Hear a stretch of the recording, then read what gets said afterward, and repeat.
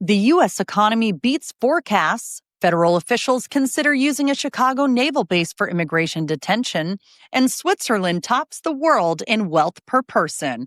Plus, Microsoft fires 2 employees over a protest at its president's office. Scientists in China make succulents glow like something out of Avatar. And Powerball is almost at how much? Well, I will tell you later in the show. And don't forget today's trivia question. Which Beatles song spent the most weeks at number 1? It's Friday, August 29th. This is the Flyover Podcast. Welcome to the Flyover Podcast, taking you above the noise for an unbiased, high-altitude view of today's headlines with daily coverage that's honest and refreshing. Let's cruise the news and land the facts. Good morning, happy Friday, and welcome to the Flyover Podcast. I'm your weekday host, Ayla Brown. Did I say it's Friday? Yes, and it's Labor Day weekend. Many of you are either grinding through just one more workday, or maybe you're beating the traffic to the nearest lake or beach. Wherever you're tuning in from, thank you. Before I give you the news, I just want to help you out. For some of our YouTube listeners and YouTube subscribers, there seems to be some confusion when I instruct that you can find all the info and links in the show notes. So all you have to do is click the word more right under the video. I hope that helps. Okay, let's take off. The U.S. economy beat expectations in the second quarter, growing at an annual rate of 3.3%. That's stronger than both the initial 3% estimate and Wall Street's 3.1% forecast. Consumer spending rose 1.6%, while imports dropped sharply, helping lift GDP. Economists warn growth will likely slow in the months ahead as new tariffs begin hitting consumers more directly, with third quarter numbers so far tracking closer to 2.2%. Federal officials are weighing the use of Naval Station Great Lakes near Chicago to support immigration detention operations. Border Czar Tom Homan confirmed talks with the Department of Homeland Security about using the base for facilities and logistical support. Illinois Governor J.B. Pritzker and Chicago Mayor Brandon Johnson say they strongly oppose the idea, arguing Chicago doesn't need military intervention. And when it comes to wealth, Switzerland tops the world with average wealth per adult at $687,000. The U.S. follows in second at $621,000, and Hong Kong close behind at $601,000. But in median wealth, where the middle of the population sits, Luxembourg ranks first, while the U.S. drops to 15th at $124,000. Globally, wealth per person rose nearly 5% last year, with financial hubs and developed economies leading the way. See the full list in the show notes below. And now you know how to do it. Here are your top political headlines. A federal judge will hear Fed Governor Lisa Cook's lawsuit today, where she's challenging President Trump's attempt to fire her over mortgage fraud allegations. Her legal team argues Trump has no authority to remove her without a valid cause under the Federal Reserve Act, a law that hasn't been tested in court and is considered crucial for the Fed's independence. Meanwhile, the White House confirmed that Susan Monterez has officially been fired as CDC director after refusing to resign. Her removal followed her refusal to go along with political directives from Health Secretary Robert F. Kennedy Jr. on vaccine policy, which prompted a wave of resignations among top CDC officials who opposed the move.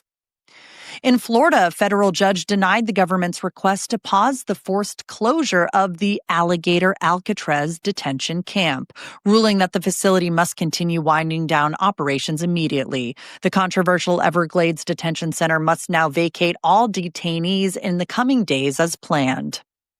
And in Texas, former MLB star Mark Teixeira just announced he's running for U.S. House seat in District 21. A strong supporter of President Trump's America First agenda, Teixeira is making his first run for office in a solidly Republican district. Do you want to look in the mirror and see a plump, hydrated glow instead of more fine lines and wrinkles? Discover Native Path Collagen, made with only type 1 and 3 collagen fibers, the two most important types that make up 90% of the collagen in your body. Found in your cartilage, bones, skin, hair, nails, and guts, type 1 and 3 provide maximum benefits without the need for unnecessary fillers. Native Path Collagen is a single ingredient formula with no fillers, additives, or artificial sweeteners. Plus, it's third-party tested for heavy metals, ensuring purity and safety. Completely flavorless, Native Path Collagen can be added to anything. I put it in my coffee every day, but you could do your smoothies, soups, you name it. And the best part, Native Path offers amazing bundle deals, which I've personally taken advantage of. With this special link, you can get 3 or 6 packs at a fraction of the price of other brands. Over 4 million jars sold, 1 million happy customers, 8,000 5-star reviews, and a 365-day no-risk guarantee. Go to getnativepathcollagen.com/flyover to get yours today, or click the link in the show notes below. Here are some bonus stories just for listeners of the Flyover podcast. I keep telling you, you're not going to find them in the email edition. Microsoft fired 2 employees after they joined a protest that broke into company president Brad Smith's office in Washington. The demonstration involved 7 current and former staffers who demanded Microsoft cut ties with Israel amid reports its Azure cloud platform has been used by the Israeli military during the Gaza conflict. Smith said protesters blocked entry to the office, refused to leave until police intervened, and even planted listening devices. The fired workers were identified as 2 software engineers. Microsoft called the actions, quote, serious breaches of its code of conduct and said it is investigating further. Scientists in China have figured out how to make succulents glow in the dark, and the results look straight out of the movie Avatar. You remember that movie? Well, researchers at South China Agricultural University injected the plants with afterglow phosphor particles, the same type of material used in glow-in-the-dark toys, which can be recharged by sunlight. While the glow currently lasts only about 2 hours, the team was able to create multiple colors, including red, green, violet, and blue, and sometimes all within the same plant. Funky, right? And moving on to money, the Powerball jackpot is now up to an estimated $950 million for tomorrow night's drawing after no one matched Wednesday's winning numbers for the $850 million prize. That makes it the game's 6th largest jackpot ever, with a lump sum cash value of about $431 million before taxes. The last time Powerball crossed the billion-dollar mark was in July of 2023 when a California ticket won $1.08 billion. I've never put my money down on the Powerball. Will you be? And if you win, you're actually obligated to invest in the flyover. That's the deal. By the way, do you know that we have raised over $1.1 million? Learn more about that at invest.jointheflyover.com. Coming up, Ryder Cup drama, NFL suspensions, a lawsuit over Sunday shopping, and a brand new Star Wars movie, plus so much more. In finance, Tesla sales in Europe plunged 40% in July, marking the 7th month in a row of decline, while China's BYD surged past Tesla with a 225 leap in registrations, highlighting a big shift in the European EV market. Speaking of cars, Ford is recalling over 355,000 trucks, including several F-Series models, because a dashboard glitch can render critical information like speed and warning lights invisible. Many owners will receive free software updates via dealerships or over the air to fix the issue. The Atlanta Journal-Constitution is publishing its last print edition on December 31st, transitioning entirely to digital next year. The paper plans to use a new mobile app and expanded multimedia content to boost its already growing online audience. And here's your stock market update. Markets finished higher on Thursday with the Nasdaq up 0.53%, S&P 500 gaining 0.32%, and the Dow adding 0.16%. Bitcoin climbed nearly 0.75%, while gold jumped just over 2% to $3,477 an ounce. The big mover of the day was Pure Storage, which soared more than 32% to a record close after beating earnings estimates and announcing a major deal with Meta. Here's your sports news. Ryder Cup captain Keegan Bradley shocked many by choosing not to play in the competition, despite being ranked 11th in the world and eligible for a spot. He instead made 6 captains' picks, including Justin Thomas, Colin Morikawa, Ben Griffin, a standout from UNC, Cameron Young, Patrick Cantlay, and Sam Burns. Keegan is the first U.S. playing captain in 62 years to step aside and called it the toughest decision of his life, but he's focused on leading the team from the sidelines. So why isn't he competing? He said, quote, "The decision was made a while ago that I wasn't playing." And he emphasized that he's 100% certain that this is the right choice. And we have lots of football news today, so buckle up. The Dallas Cowboys traded star edge rusher Micah Parsons to the Green Bay Packers Thursday, where he's expected to sign a record-breaking contract. And in other news, Kansas City Chiefs wide receiver Rashee Rice is facing a 6-game suspension to start the 2025 NFL season after crashing his car during an illegal street race last offseason. The fallout is a costly major for a player who's already on thin ice. And a new report shows the Big 12 puts more of its college football budget into quarterbacks than any other conference, on average spending 23.1% on signal callers compared to just 15.1% in the powerhouse SEC. That spending gap is fueling the offensive arms race sweeping college football.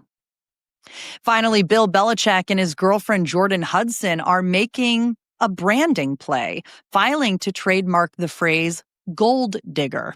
The application submitted by their company TCE Rights Management covers jewelry and keychains and joins other recent Belichick-themed filings like Chapel Bill and No Days Off.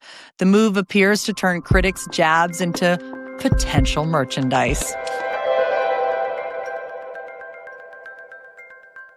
In science and technology, Oshkosh Corp unveiled Harry, a self-driving trash robot that works like an Uber for your garbage. Just hail it with an app and the electric robot will roll up on its own to collect your waste. The goal? Fewer missed pickups, reduced noise, and cleaner air in planned communities. My son would probably love that. And a new genetic analysis of Ludwig van Beethoven's authentic hair shows he likely died from liver disease caused by hepatitis B, amplified by heavy drinking and genetic risks. Not lead poisoning, as most people once thought. Researchers sequenced locks of his hair and identified both the infection and the inherited liver vulnerability. That should be a question on someone's next trivia night. And by the way, you can read more about that in the show notes below. Here are some stories on a Friday we thought you should know about. In New Jersey, the giant American Dream Mall is being sued by Paramus officials for selling clothing on Sundays, allegedly violating Bergen County's centuries-old blue laws. The mall argues those rules don't apply because it sits on state-owned land, but authorities say breaking that promise gives the mall an unfair edge. Also, some backlash is brewing for Irish influencer Dara Ta, who's drawing criticism after posting a video where he called a remote Papuan tribe cannibals while offering them salt as a peace offering. It's sparking a serious debate about respect, cultural boundaries, and responsible travel. You can see the video of that in the show notes. Over in Hollywood, Star Wars Starfighter has begun production. Directed by Sean Levy, the standalone film stars Ryan Gosling and recently added Matt Smith and Amy Adams to the cast. The movie will hit theaters in May of 2027. And in the world of toys, Lego delivered record first-half sales of $5.4 billion, a 12% jump from last year, thanks to partnerships with brands like Formula One and Bluey, and growing demand, of course, across all markets. Here's yesterday's poll and the results. How old is your oldest car? 25% said over 20 years. 23% said 6 to 10. 20% said 11 to 15 years. 16% said under 5 years. 13% said 16 to 20 years. And 3% said other. Whew, that was a lot of voting. Thank you so much for voting. Here is the poll question for today. Are you excited for football season? Either yes, no, or more excited for fall. The question is college football or pro football? I don't really watch college football very often, but I'm very excited to go to a few Patriots games this season. But Amy Hess will read the answers in tomorrow's show, and you can vote. Where? In the show notes below. And here's the trivia question, all you Beatles nerds out there. Which Beatles song spent the most weeks at number 1? The answer, Hey Jude, became the Beatles' longest-running U.S. number 1 single, entering the Billboard Hot 100 on September 14th, 1968, and it spent 19 weeks at number 1. Speaking of the Beatles, just a little fun fact, on this day in 1966, they played their final concert before a paying audience at Candlestick Park in San Francisco. The 35-minute show marked the end of their third and last U.S. tour and their final paid performance ever. Wow. That's it for the Flyover podcast. Have a great Labor Day weekend. I hope it's relaxing and fun at the same time and that you're able to spend time with your family. Thank you for watching, listening, sharing, and rating the show. Amy Hess has a great feel-good flyover that you should definitely watch, and she will take you through the weekend. I will see you on Monday morning. Yes, I'm working on Labor Day, but I am taking Tuesday off. Until then, thanks for flying with us.